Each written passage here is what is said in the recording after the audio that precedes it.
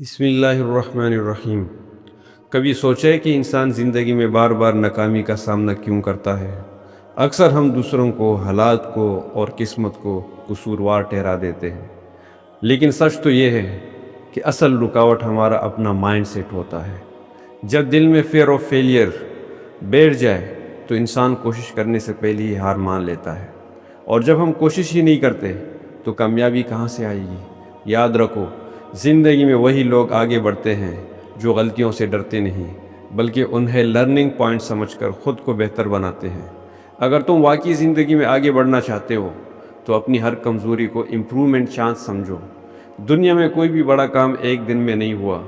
ہر کامیاب انسان نے ہارڈ ورک، اسمال سٹیپس اور سیلف بیلیف کے ساتھ سفر شروع کیا، کیونکہ کامیابی کا دروازہ ہمیشہ انہی کے لیے کھلتا ہے جو نیور کوئٹ ایٹیٹیوڈ رکھتے ہیں۔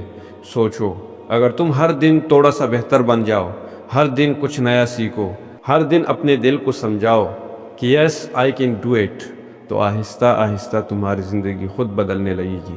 مشکل وقت آتا ہے، لیکن مشکل وقت یہ بھی سکھاتا ہے کہ ہماری اصل طاقت کیا ہے۔